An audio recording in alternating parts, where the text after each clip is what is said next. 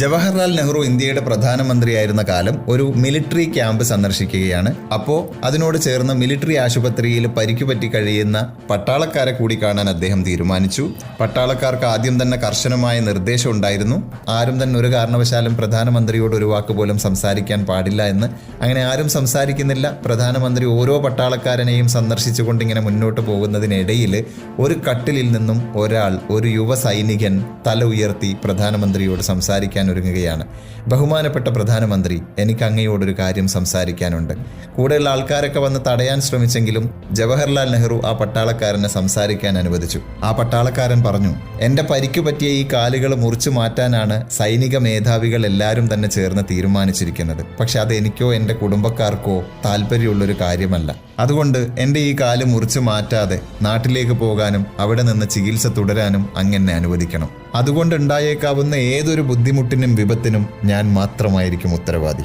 പ്രധാനമന്ത്രി ജവഹർലാൽ നെഹ്റു ഇത് കേട്ടെങ്കിലും മറുപടി ഒന്നും പറയാതെ മറ്റു പട്ടാളക്കാരെ കൂടി സന്ദർശിച്ചുകൊണ്ട് നടന്നു നീങ്ങി. പക്ഷെ തിരിച്ചെത്തിയ അദ്ദേഹം ഒരു ഉത്തരവ് പുറപ്പെടുവിച്ചു. പരിക്കു പറ്റിയ പട്ടാളക്കാരുടെ ചികിത്സയുമായി ബന്ധപ്പെട്ട കാര്യങ്ങളിൽ തീരുമാനം എടുക്കാൻ സൈനിക മേധാവികൾക്കുണ്ടായിരുന്ന അധികാരം അദ്ദേഹം എടുത്തു കളഞ്ഞു. ഇനി അങ്ങോട്ട് പരിക്കു പറ്റിയ പട്ടാളക്കാരുടെ ചികിത്സയുമായി ബന്ധപ്പെട്ട് തീരുമാനമെടുക്കുമ്പോൾ അവരുടെയോ അവരുടെ ബന്ധുക്കളുടെയോ അഭിപ്രായം ആരാഞ്ഞിരിക്കണം എന്നത് നിർബന്ധമാക്കി. ആ ഉത്തരവ് ഒന്നുകൊണ്ട് മാത്രമാണ് ആ യുവ സൈനികന് തൻ്റെ കാല് തിരിച്ചു കിട്ടിയത്. തിരിച്ചു കിട്ടിയ കാലം കൊണ്ട് മലയാളിയായ അദ്ദേഹം നാട്ടിലേക്ക് വന്നു. നാട്ടിൽ ചികിത്സ തുടർന്നു. ഏവരെയും അത്ഭുതപ്പെടുത്തിക്കൊണ്ട് ആ കാലുകൾ സുഖം പ്രാപിച്ചു. അദ്ദേഹം പതുക്കെ എഴുന്നേറ്റിരുന്നു, നിന്നു, നടന്നു, ഓടി. ആ ഓട്ടം അദ്ദേഹം ഓടിക്കയറിയത് മലയാള നാടക സിനിമാ ചരിത്രത്തിലേക്കായിരുന്നു.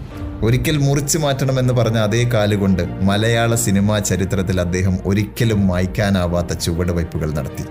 അത് മറ്റാരും ആയിരുന്നില്ല, പാലപ്പുറത്ത് വീട്ടിൽ സുരേന്ദ്രനാഥ തിലകൻ എന്ന നടൻ തിലകൻ. നിങ്ങളുടെ വിധി നിർണയിക്കുന്നത് ചുറ്റുമുള്ളവരുടെ ലോകമല്ല, നിങ്ങൾ തന്നെയാണ്.